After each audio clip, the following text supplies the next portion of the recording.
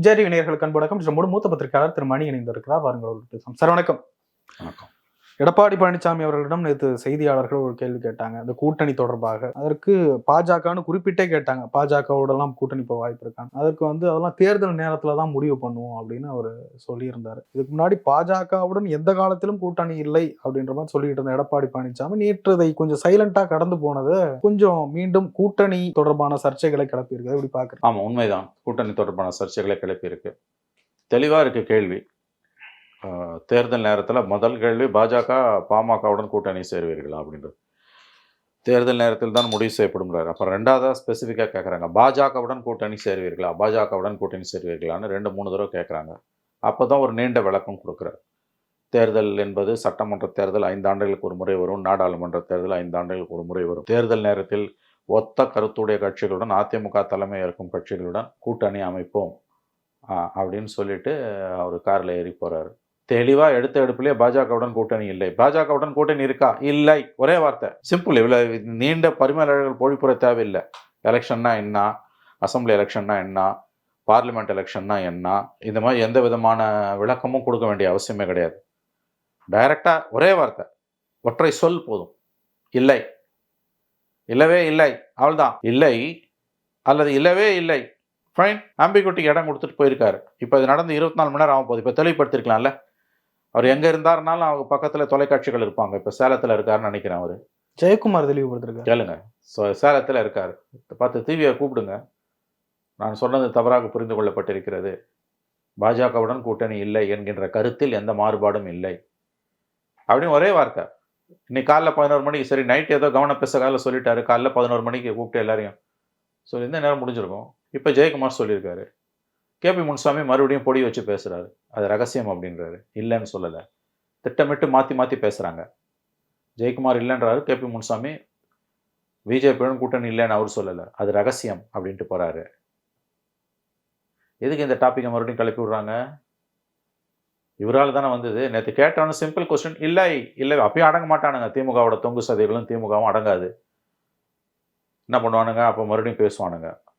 ஆனால் இந்த அளவுக்கு தெளிவாக பேச மாட்டான்ல. இப்போ நீங்கள் இடம் கொடுத்துட்டல்ல, நீங்கள் இடம் கொடுத்து விட்டீர்கள். வெறும் வாய் மெல்றவனுக்கு அவள் ஏதோ எல்லா தொலைக்காட்சியும் இப்போ சாயங்காலம் 7 மணிக்கு ஆரம்பித்தான்னா இன்றைக்கி ஒரு வாரம் பூரா இதான் ஓடும்.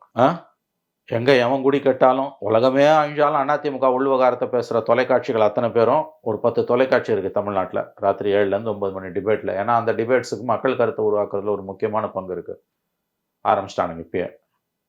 எதுக்கு வெறுவாய் மல்றவனுக்கு நீ அவள் கொடுக்குற? இதை ஏன் நீங்கள் செய்கிறீங்க? அது எவ்வளோ சென்சிட்டிவான விஷயம்.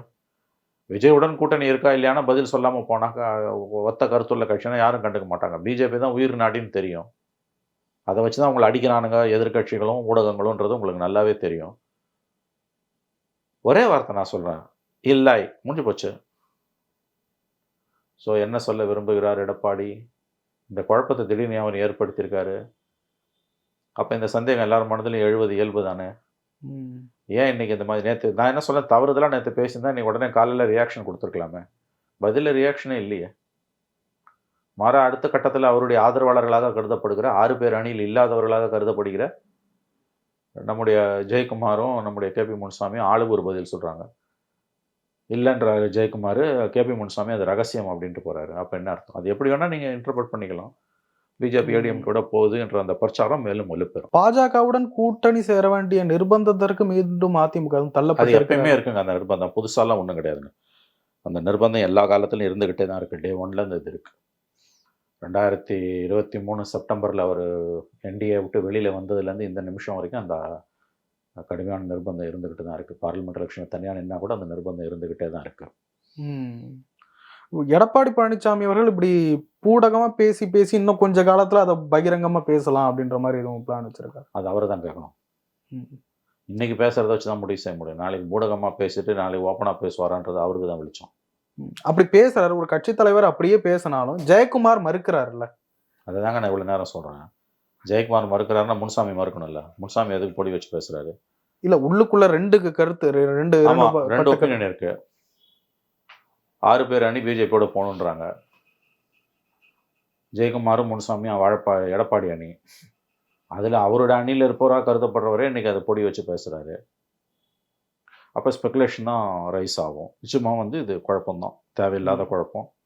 இதை ஏன் செய்கிறார் எடப்பாடின்னு தெரியல. ஒருவேளை இப்படி இருக்கலாமா, திராவிட முன்னேற்ற கழக கூட்டணி உடையாது அப்படின்றது உறுதியாயிடுச்சு, திருமாவளவன் திருப்பி திருப்பி சொல்லிட்டாரு, யாரும் வரமாட்டாங்க, வேற நம்ம இப்படிதான் அணி அமைச்சாகணும் அப்படின்ற ஒரு நிலைப்பாட்டுக்கு அதிமுக வந்திருக்கா? தெரியல.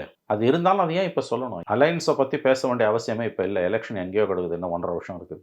அதுக்குள்ளே அலையன்ஸை பற்றி பேச வேண்டிய அவசியம் என்ன வந்தது? தேர்தல் நேரத்தில் அலையன்ஸ் கடைசி ஒரு வாரத்தில் அலையன்ஸ் உருவாகும். கடைசி ஒரு வாரத்தில், இன்னும் 1.5 வருஷம் இருக்குது. இப்போ திமுக அரசாங்கத்தின் செயல்பாடுகளை, திமுக அரசாங்கத்தின் தோல்விகளை, திமுக அரசாங்கத்தின் செயலற்ற தன்மையை, மக்கள் பிரச்சனைகளை நீ பேசணும். அதை விட்டுட்டு இப்போ போய் இப்போ அந்த கேள்விக்கு அவர் என்ன பதில் சொல்லியிருக்கணும்? கூட்டணி என்பது தேர்தல் நேரத்தில் முடிவு செய்யப்படும், பிஜேபியை பொறுத்தவரையில் கூட்டணி என்பதற்கு இடமே இல்லை. அந்த கேள்விக்கு தெளிவான பதில், பிஜேபியோட கூட்டணி இல்லை, மற்றபடி யாருடன் கூட்டணி என்பது குறித்து தேர்தல் நேரத்தில் முடிவு செய்யப்படும். ஒரே வார்த்தை. நீங்கள் எல்லாம் கூட்டணி கூட்டணின்னு பேசி திமுகவை மக்கள் பிரச்சனைகள்லேருந்து காப்பாற்றிட்டு இருக்கீங்க அப்படின்னு மீடியாவை அட்டாக் பண்ணணும். அவர் எதையோ ஒரு பதிலை சொல்லிட்டு எப்படியோ போகிறாரு, அது கீழே இருக்கவங்க ஆளுக்கு ஒரு பேச்சு பேசுகிறாங்கன்னா என்ன இதெல்லாம்? இப்போ விமர்சனங்களையும் தாண்டி ஏற்கனவே கூட்டணி வைக்க மாட்டோம் அப்படின்னு சொன்ன கட்சிகள்லாம் பல கட்சிகள், பாமக சொல்லாததெல்லாம் இல்லை, விமர்சனங்களையும் தாண்டி ஒருவேளை அந்த கூட்டணி சேர்ந்தா அது எதுவும் பாதிப்பை ஏற்படுமா? பலமா தானே இருக்கும். ஸோ விமர்சனம் இருந்தாலும் பரவாயில்லன்னு அப்படி எடுத்துட்டு போகலாம். நீங்கள் அடுத்த இடத்துக்கு போறீங்க, உங்கள் கற்பனைக்கும் யூகத்துக்கும் அளவே இல்லாமல் போகுது. ஒரு விஷயத்த இல்லைன்னு அவர் தெளிவுபடுத்திட்டு இருந்தாரு, இன்னைக்கு இருக்குன்றாரு. இருக்குன்னு சொல்லலை, இல்லைன்னு சொல்லலை. அதுலேயே கிளாரிட்டி இல்லாதப்ப அது நடந்தால் என்ன நடக்கும், இது நடந்தால் என்ன நடக்கும், நீங்கள் எதை வச்சு பேசுறீங்க? இல்லை சார், கிளாரிட்டி இல்லாதது கேட்கல. ஒருவேளை இப்படி சொன்னவங்கெல்லாம் இப்போ வச்சுட்டு போயிருக்கிறாங்க. எல்லாரும் தாங்க எல்லாரோடையும் போயிருக்காங்க. திமுக பிஜேபியோட போல 4 வருஷம் அதிகாரத்தில் இல்லை, பண்டாரம் பரதேசி கையெழுத்துன்னு சொல்லிட்டு போய் 4 வருஷம் வாஜ்பாய் கவர்மெண்ட்டில் வளமான இலாக்காக்களை வாங்கி செல்வம் கொழிக்கல திமுக. மதவெறிக்கு எதிரான 1 கோடி கையெழுத்து இதே கலைஞர் மார்ச் 1 1999 ஆரம்பிச்சுட்டு ஏப்ரல் 17 48 நாளில் போய் வாஜ்பாய் வெண்சாமரம் வீசல. பிஜேபியோட சேர்ந்து கொலாவில் குஜராத் என்ன படுகொலையின் போது மோடியை ஆதரிச்சு, வாஜ்பாய் ஆதரிச்சு பார்லிமெண்ட்ல திமுக பேசல. திமுகவின் கரும் பக்கங்கள்ல ஒண்ணு அதெல்லாம் இல்லைன்னு மறுக்க சொல்லுங்க. கேட்டா ஒரு வியாக்கியானம் கொடுப்பாங்க. பொது செயல் திட்டம் இருந்தது, common civil code, common minimum program இருந்தது, 370 ராமர் கோயில் பொது சிவில் சட்டத்தை பேசக்கூடாதுன்னு சொன்னாங்க, அதனால தான் நாங்கள் போனோம். குஜராத் இனப்படுகொலையின் பொழுது அங்கம் வகித்தது மட்டுமல்லாமல் நாடாளுமன்றத்தில் மோடியையும் வாஜ்பாயையும் ஆதரிச்சு பேசிய இயக்கம் திமுக. அதனால யாருக்கும் விவஸ்தை கிடையாது. இந்தியாவில் யார் வேணா யார் கூட வேணா போவான். இடதுசாரிகள் கம்யூனிஸ்டுகள் பிஜேபியோட போக மாட்டான், காங்கிரஸும் பிஜேபியும் சேராது, திமுகவும் அண்ணா திமுகவும் சேராது. அவ்வளோதான். தமிழ்நாடை பொறுத்த வரைக்கும் வேற எவன் வேணா எவன் கூட வேணா போவான், எவனுக்கும் விவஸ்தை கிடையாது. இதில் அண்ணா திமுகவை மட்டும் குறி வச்சு அடி அடி அடி அடின்னு அடிப்பது திமுகவின் தந்திரமான அரசியல். அதற்கு மீடியா 90% திமுகவோட தொங்கு சதையா தமிழ்நாட்டு மீடியா இருக்கிறதால அது அவங்களுக்கு வந்து இன்னைக்கு திமுகவோட அந்த பிரச்சாரம் வந்து எடுப்படுது. அந்த பிரச்சாரத்துக்கு துப்பம் போடுற மாதிரி நேற்று பிஜேபியோட கூட்டணி போவீங்களான்றது தேர்தல் நேரத்தில் முடிவு செய்வோன்னு பொடி வச்ச மாதிரி பேசிட்டு போனது. அந்த பிரச்சாரத்துக்கு இன்னும் வலு சேர்க்கும். இன்னும் 10 நாளைக்கு அதை பேசுவாங்க. போனாங்கன்னா ஆச்சரியம் கிடையாது, போகமாட்டாங்கன்னு யாரும் உத்தரவாதம் கொடுக்க முடியாது. எடப்பாடி பழனிசாமி தலைமையிலான அதிமுக 2026 பிஜேபியோடு போகாது என்று யாராலும் யாருக்கும் உத்தரவாதம் கொடுக்க முடியாது. ஃபார் தட் மேட்டர் யார் யாரோட போவான்னு எவனும் உத்தரவாதம் கொடுக்க முடியாது. 26 தேர்தலுக்கு பிறகு திமுக பிஜேபியோட போவாதுன்னு யாராலையும் உத்தரவாதம் கொடுக்க முடியாது. 22 எம்பிஸை வச்சுட்டு பதவி இல்லாமல் திமுகவால் இருக்க முடியாது, ஒருபோதும் இருக்க முடியாது. எழுதி வைத்துக் கொள்ளுங்கள். திமுகவை நன்கு அறிந்தவர்களுக்கு இது தெரியும். 26 தேர்தலுக்கு பிறகு திமுக பிஜேபியோட போகாது, மத்திய மந்திரி சபையில் சேராதுன்னு யாராலையும் உத்தரவாதம் கொடுக்க முடியாது. அதை எவனும் இப்போ பேச மாட்டான். இப்போ அசம்பிளி எலெக்ஷன்றதுனால மறுபடியும் அதிமுக பிஜேபியோட போகுமா போகுமா போகுமா போகுமான்னு தினம் கேட்டுக்கிட்டே இருப்பான். அவரும் பொடி வச்சு பேசிட்டாரு. இதை வச்சு இன்னும் ஒரு சில வாரங்கள் இது ஓடும். அப்படி இல்ல, நீங்க கொஞ்ச நேரத்துக்கு முன்னாடி சொன்ன மாதிரி ஒரு விஷயத்த பார்த்தா ஒரு தரப்பு வேணும்ன்றாங்க பிஜேபியோட கூட்டணி, ஒரு தரப்பு வேணான்றாங்க. அது எல்லா கட்சியிலும் இருக்குங்க. எல்லா கட்சியிலும் 2 நிலைப்பாடு இருக்கும். பிஜேபியோட போகணும்னு திமுகவில் ஒரு குரல் இருக்குது, நான் சொல்றேன். இல்லைன்னா அவங்களை மறுக்க சொல்லுங்க. ஸ்டாலின் உறுதியாக அதை மறுக்கிறார், பிஜேபியோட போகக்கூடாது, இப்ப போகக்கூடாதுன்னு மறுக்கிறார். மந்திரி சபையில, மத்திய மந்திரி சபையில அங்கம் பெற வேண்டும் என்று துடிக்கிற, அமைச்சராக இல்லாவிட்டால் கை நடுங்குகிற, மத்திய மந்திரி பதவிக்காக இயங்கிக் கொண்டிருக்கிற பலர் திமுகவுக்குள் இருக்கிறார்கள். 22 எம்பி சொலையா இருக்குது. மோடி 1.0 2.0 மாதிரி தனி மெஜாரிட்டி இல்லாத காரணத்தால இந்த 22 உங்க கையில இருக்க ஒரு மிகப்பெரிய துருப்பு சீட்டு. 10 வருஷத்துல வராத ராஜ்நாத் சிங் மோடி 3.0 எதுக்கு வந்து கருணாநிதி சமாதியை சுத்தி வராரு, கருணாநிதி புகழ் மாலைகளை சூட்டுறாரு. கும்முடி பூண்டியை தாண்டினா தெரியாத கட்சின்னு பேசினவங்க, குடும்ப அரசியல் வாரிசு அரசியல்னு பேசின மோடி பேசின பேச்சுக்கள், ஊழல்ல மூழ்கி முத்தெடுக்குது திமுக. திமுக ஊழல் கட்சி, போதை மருந்து கடத்துறவங்களுக்கு உதவி செய்து இவ்வளவு பேச்சும் மோடி பேசிட்டு, இதை பேசின ஒரு மோடி தேர்தல் முடிஞ்சு 22 எம்பி கையில் வந்து அங்கே 303 240 ஆனோன்னு 1960களில் தோன்றிய கட்சிகளில் ஜீவிதத்துடன் உயிரோடு இருக்கக்கூடிய ஒரே கட்சி திமுகன்னு புகழ் மாலைகளை சூட்டிட்டு போறார் ராஜ்நாத் சிங். சும்மா சூட்டுவாரா? அதையும் எவனும் கேட்கல, எந்த மீடியாவும் அதை கேட்கல. கேட்டால் அது நிர்வாக உறவாம். ஸோ திமுகவும் பிஜேபியோட போவோம், அண்ணா திமுகவும் பிஜேபியோட போவோம். 26ல் திமுக போவோம், 26ல் அண்ணா திமுக அசம்பிளி எலெக்ஷனில் போவோம், 26க்கு பிறகு திமுக போவோம் பிஜேபியோட. ஆனால் எல்லாரும் வந்து அண்ணா திமுக பிஜேபியோட போகிறத பற்றி தான் பேசுவாங்க. ஏன்னா மீடியா டோட்டலாக அவங்க கண்ட்ரோலில் இருக்குது, திமுக கண்ட்ரோலில் இருக்குது. அதிமுக பிஜேபியோட போகுதுன்னா அந்த கூட்டணி கட்சிகளுக்கு ஒரு சரியான நிலைப்பாடு இல்ல. திமுகவுக்கு இருக்குல்ல, அது எல்லாருடைய டோட்டல் அஜெண்டாவுமே பிஜேபி. கரெக்ட். திமுக இருப்பது மாதிரியான ஒரு தோற்றத்தை அவங்க வெற்றிகரமா கொண்டு வந்திருக்காங்க. மக்கள் மனங்களை திமுக வென்று இருக்கிறது. பர்செப்ஷன் வாரில் திமுக எப்பவுமே ஜெயிச்சுட்டு இருக்கு. திமுக கிட்ட பணம் இருக்குது, பலம் இருக்குது, அதிகாரம் இருக்குது, ஊடகம் இருக்குது, அறிவும் இருக்குது. அண்ணா திமுக கிட்ட வந்து சொன்னா வருத்தப்படுவாங்க, பணம் மட்டும்தான் இருக்குது, வேற எதுவும் கிடையாது. அந்த பணத்தையும் வெளியில் எடுக்க முடியாது. 26 தேர்தலில் நீங்க பிஜேபியோட போவீங்களான்னா எடப்பாடி அதுக்கு பதில் சொல்லாம தேர்தல் நேரத்தில் மட்டும்தான் கூட்டணின்னு இவ்வளவு நாள் பிஜேபியோட இல்லைன்னு 1000 தடவை சொல்லியிருப்பாரு. தினமும் மீடியா அந்த கேள்வியை கேட்குது. தினம் கேட்டாலும் நீ தினமும் சொல்லணும். ஒரு நாள் சொல்லாம போறீங்கன்னா அது அழற்சியால சொல்லாம போல, அதுல ஒரு உள்நோக்கம், அதுல ஒரு நோக்கம் இருக்குது. அதை நான் புரிஞ்சுக்கிறேன். ஏதோ ஒரு சின்ன விண்டோவை ஓப்பன் பண்ணி வைக்கிறாரோன்ற எண்ணம் தான் எல்லோருக்கும் தோன்றுகிறது. அதுல மாற்று கருத்துக்கு இடமில்லை. இப்ப நீங்க சொன்னீங்க எல்லா கட்சிகளுக்கும் அந்த இரட்டை நிலைப்பாடு வேணும் வேணாம்னு இருக்கும். எல்லா கட்சியிலும் இருக்கு. ஆனா கட்சி தலைவர் என்ன சொல்றாரோ அதுதான் ஃபைனல். அந்த ஒரு சிச்சுவேஷன் அதிமுகவில் இருக்கா? அதுவும் கட்சி தலைமை தாங்க. இப்ப அவர் முந்தில என்ன சொன்னாரு, பிஜேபியோட உறவு வேணான்றது நான் எடுத்த முடிவு கிடையாது, பொதுக்குழு எடுத்த முடிவுன்னு சொல்லியிருக்காரு அவர், இல்லையா? இப்பயும் என்ன சொல்லுவாரு, ஒரு நாளைக்கு தேவைப்பட்டுனா பொதுக்குழுல போலான்னு சொல்லிட்டாங்கன்னு. எல்லாம் அமைதியா இருப்பாங்களா? நீங்க போய் ஒரு கட்சியை இப்படி தினம் தினம் தினம் தினம் தினம் தினம் நெஞ்ச கழிச்சு காமின்னா சில நேரங்களில் தடுமாற்றம் வரதான் செய்யும். திமுகவோட மிகப்பெரிய பலம் பிஜேபி அதிமுக கள்ள உறவுன்னு பேசிக்கிட்டே இருக்குது. அதுக்கு ஏற்ற மாதிரி வந்து பார்லிமெண்ட் எலெக்ஷனில் எடப்பாடி மோடியை திட்டவே இல்லை, ஸ்டாலினை திட்டினார். நடக்கிறது பார்லிமெண்ட் எலெக்ஷன். மோடி வேணுமா வேணாமான்ற எலெக்ஷனில் அவர் ஸ்டாலினை போட்டு வசைப்பாடி கொண்டு இருந்தார். இது வரைக்கும் மத்திய அரசுக்கு எதிராக என்ன பெரிய போராட்டங்கள் நடத்திருக்காரு, என்ன பெரிய பிரச்சாரத்தை பண்ணியிருக்காரு இந்த 3.5 வருஷத்தில். பதவியில் இருக்கும்போது விடுங்க, இப்போ என்ன பண்ணியிருக்காரு? இந்த கவர்னர் ஒரு ஆட்சாட்டியம் பண்ணிட்டு இருக்காரு. எடப்பாடி என்ன பண்ணாரு? இவையெல்லாம் நியாயமான கேள்விகள். ஜெயலலிதா இருந்தாங்கன்னா நேரம் கீழ்ச்சிருப்பாங்கல்ல இந்த கவர்னரை. இந்த பேச்சு வந்திருக்குமா? ஜெயலலிதா இருந்தால் இந்த பேச்சு வந்திருக்குமா? யோசிங்க, இந்த ஆங்கிளில் யோசிங்க. ஜெயலலிதா இன்னைக்கு உயிரோடு இருந்து தலைவராக இருந்திருந்தாங்கன்னா இதே மாதிரி ஏதோ விதி விபத்தால் விதியால் காலத்தின் கோலம் இப்படி ஒரு அரசியல் சூழ்நிலை தமிழ்நாட்டில் இருக்குது, திமுக அரசு இருக்குது, ஜெயலலிதா எதிர்கட்சி தலைவர். யோசிச்சு பாருங்கள். அப்போ யாராவது இந்த மாதிரி பிஜேபி ஏடிஎம்கே உறவுன்னு பேசுவானா? எவனாவது எவனுக்காவது தைரியம் வருமா? வாயை திறப்பானுங்களா எவனாவது? மூச்சுக்கு 300 தரம் ஏடிஎம்கே பிஜேபி கள்ள உறவுன்னு பேசுகிறானுங்களே, வாய் கீழே பேசுகிறானுங்கல்ல, எவனுக்காக தைரியம் வந்திருக்குமா ஜெயலலிதா இருந்தாங்கன்னா? அப்போ எந்த இடத்துல இவர் கோட்டை விட்டார்? நீ 24ல் பிஜேபியோட இல்லை, வெளியில் வந்துட்டீங்க. ஆனால் உங்கள் மேலே இருக்க அந்த சந்தேகத்தின் நிழல் இன்னமும் ஏன் போகாமல் இருக்குது? யார் தப்பு இது? ஜெயலலிதா பிஜேபியோட கள்ள உறவில் இருந்தாங்கன்னு எவனாவது சொன்னானா? 2014 அவங்க வெளியில் வந்த பிறகும் மோடியா லேடியான்னு கேட்டு எதிர்த்து மிதிச்சாங்கல்ல போட்டு. அந்த ஸ்டாண்டு தான் நீங்கள் எடுத்துருக்கணும். சரி, நீ வந்து பவரில் இருக்க வரைக்கும் உங்களால் எடுக்க முடியல, ஏதோ நிர்பந்தம், வேணான்னு முடிவு பண்ணேன். 23 செப்டம்பரில் வேணான்னு முடிவு பண்ணீங்க. மோடி பக்கத்தில் ரைட் சைடில் உட்காந்து 20ஆம் நாள் வெளியில் வந்து முடிவு எடுத்தீங்க. ஆனால் மோடி எடுத்து பேசுனீங்களா? பெருசாக பேசலை. எலெக்ஷனுக்கு பிறகும் எலெக்ஷன் அப்பயும் பேசல, எலெக்ஷனுக்கு பிறகும் பேசல. அப்போ இந்த சந்தேகம் வருவது இயல்பானது. எடப்பாடி பழனிசாமிக்கு அது பயமோ தயக்கமோ இருக்கா? இந்த பாருங்க, எல்லாருக்கும் தயக்கமும் பயமும் இருக்கு. எவனும் தைரியசாலி கிடையாது அரசியலில். எல்லாரும் முதுகுலையும் ஏகப்பட்ட அழுக்கு இருக்குது. இன்னைக்கு தைரியசாலிகளாக காட்டிக்கொள்பவர்கள், மோடியை எதிர்ப்பவராக காட்டிக்கொள்பவர்கள் பின்னால் எவ்வளோ காம்ப்ரமைஸ் பண்ணுறாங்கன்றதெல்லாம் ஒரு காலத்தில் தெரிய வரும். அதனால் வந்து ஒரு தனிநபரை போட்டு அவர் ஏதோ பிஜேபியோட நடுங்கிட்டார், அப்படியே அவருக்கு பயந்தவங்களை இப்படிலாம் பேசுறது அயோக்கியத்தனமான பேச்சு. அது கட்சியோட முடிவுங்க. அது இன்னொன்று, ஈடியை வச்சுலாம் ஒரு கட்சியை அழிச்சிட முடியாது, அது ஞாபகம் வச்சுக்கோங்க. அப்படிலாம் ஒன்றும் பண்ண முடியாது. மிரட்டி திமுகவையும் பணிய வைக்க முடியாது, அண்ணா திமுகவையும் பணிய வைக்க முடியாது.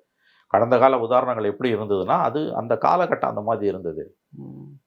2வது மாடியில் சிபிஐ ரெய்டு, கலைஞர் டிவியில் 1 மாடியில் தயாளமாகட்ட என்கொயரி, கீழே பேச்சுவார்த்தை நடந்ததுன்றது. சுப்ரீம் கோர்ட் மானிட்டரிங்கில் கேஸ் இருந்தது. ஆராசா ஜெயிலுக்குள்ளே இருந்தார், அதனால் நடந்தது. அதுக்கு பிறகு தூக்கின்னு போய் கனிமொழி உள்ளே வைக்கல, அதுக்கு பிறகு தானே வச்சானுங்க. ஏங்க அடிபணிஞ்சது, சிபிஐக்கு அடிபணிஞ்சது யாருன்னா திமுக தாங்க. கடந்த கால வரலாறு பார்த்தீங்கன்னா பெரிய தைரியசாலி மாதிரி பேசுகிறானுங்க. ஸோ இந்த அளவுகளை வச்சிங்கன்னா எல்லா கட்சியுமே மாட்டோம். நான் சொல்கிறது புரியுதா? திமுக அழிஞ்சா போச்சு, அழியாது, சத்தியமாக அழியாது. அண்ணா திமுக அழியுமா? சத்தியமாக அழியாது. ஒரு விசாரணை அமைப்பை வச்சு ஒரு இயக்கத்தை, ஒரு கட்சியை எப்படிங்க நீங்கள் அழிக்க முடியும்? அதெல்லாம் வந்து பரப்பப்படுகிற விஷம பிரச்சாரம் அது. முழுக்க முழுக்க ஊடகங்கள் மாநிலத்தில் ஒரு அரசு இருக்குது, அந்த அரசோட செயலாற்றும் திறனை பற்றி பேசாமல் எதிர்க்கட்சியை பற்றியே நோண்டிக்கிட்டு இருக்குன்றது எவ்வளோ ஒரு கேவலமான ஒரு காரியம். இது டெல்லியில் 10 வருஷம் மோடிக்கு நடந்தது, இப்போ தான் கொஞ்சம் மாறி இருக்குது. இங்கே தமிழ்நாட்டில் நடக்குது. எவ்வளோ பிரச்சனை இருக்குது இன்றைக்கி. 4 நாளைக்கு முன்னால் தமிழ்நாடு அரசு ஊழியர் சங்கம், பெரிய சங்கம் சொல்கிறோம், எங்கள் எந்த கோரிக்கையும் ஸ்டாலின் நிறைவேற்ற, எதிர்க்கட்சியாக இருக்கும்போது ஓடோடி வந்து எல்லாத்தையும் நிறைவேற்றுருவோனாரு. இப்போ எதையுமே நிறைவேற்றலை. 26 எதிர்க்கட்சி தலைவர் பதவியை அவருக்கு பரிசாக அளிக்க போகிறோன்றோம். எவ்வளோ பெரிய வார்த்தை அது. அரசு ஊழியர்கள் ஸ்டாலினுக்கு திமுக எதிராக இருக்காங்கன்னு ரொம்ப கவிநயத்தோடு சொல்கிறான். எவனாவது விவாதிச்சானா? 24 மணி நேரம் அண்ணா திமுக முதுக போட்டு சொரிஞ்சுன்னு இருக்கானுங்க.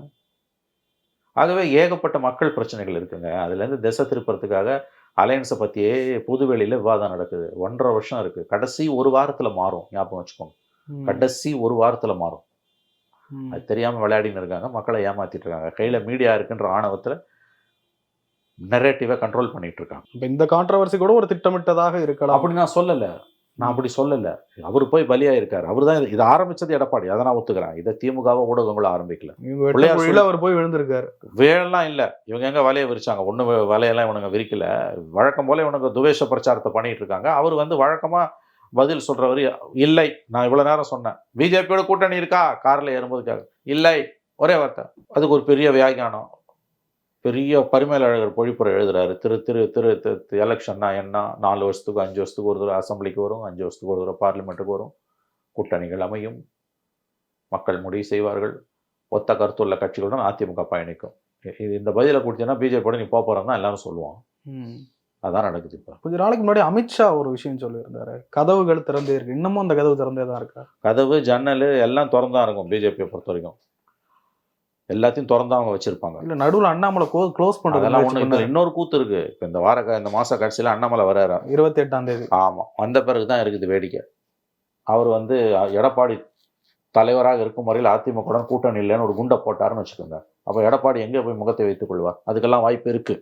அண்ணாமலை தலைவராக இருக்க வரைக்கும் நீங்கள் பிஜேபியோட போக முடியாது. பிஜேபியோட போனாலும் உங்களுக்கு மரியாதை இருக்காதுன்றதை ஏன் நீங்கள் புரிஞ்சுக்கல? என்ன பேச்சு பேசினார் அண்ணாமலை உங்களை பற்றி? உங்கள் அனுபவம் இருக்குமா? ஒரு வயசு 40 வயசு, இந்த வருஷம் தான் 40 வயசு முடியுது அண்ணாமலைக்கு. அவருடைய அரசியல் அனுபவம் 50 ஆண்டுகள் மேலானது. அவருடைய அரசியல் அனுபவத்தை விட இளையவர் தான் அண்ணாமலை. அண்ணாமலை உங்களை என்ன பேச்சு பேசினார்? இப்போ நீங்கள் பிஜேபிக்கு கதவு திறந்துருக்க மாதிரியான சமிக்கையை கொடுக்குறீங்க. நாளைக்கு முகத்தை கறி அள்ளி பூசுகிற மாதிரி இன்னும் 2 வாரங்கள் அதுலேருந்து வந்த பிறகு எடப்பாடி தலைவராக இருக்கும் வரையில் அதிமுகவுடன் உறவு இல்லைன்னு ஒரு வார்த்தையை சொல்லிட்டாருன்னு வச்சுங்க, என்ன பண்ணுங்க? இதெல்லாம் நடக்கும். அப்போ இன்னும் சிக்கல்களுக்குள்ள அவர் எடப்பாடி. இந்த குறைஞ்சபட்சம் இந்த ஆங்கிள்லையாவது அவர் நேற்று தெளிவாக பதில் சொல்லியிருக்கணும். நான் அதுதான் சொல்ல வரேன். அவர் ஒரு முன்னாள் முதலமைச்சர், 2 நாள் எதிர்க்கட்சி தலைவர். பிஜேபி அவரை இழிவுபடுத்தியது, அவமானப்படுத்தியது. அமித்ஷா அண்ணாமலை முன்னாலேயே அவரை இழிவுபடுத்தினார். இதெல்லாம் உண்மை. எலெக்ஷனுக்கு பிறகு அண்ணாமலை எவ்வளோ பேச்சு பேசினார் நமக்கு தெரியும். கேவலமாக பேசினார். திமுகவோட விமர்சிக்க முடியாத அளவுக்கு அண்ணாமலை எடப்பாடியை விமர்சனம் பண்ணார். இன்றைக்கி அந்த பிஜேபியோட கூட்டணி வைப்பதற்கு வாய்ப்பு இருக்குன்ற தொனியில் ஒரு பதிலை சொல்கிறாருன்னா இது என்ன? இது தனக்கு தானே மேலும் சிக்கலை உண்டாக்கி கொள்கிறார் எடப்பாடி. நிறைய விஷயங்களை பேச முடியும். ரொம்ப நன்றி.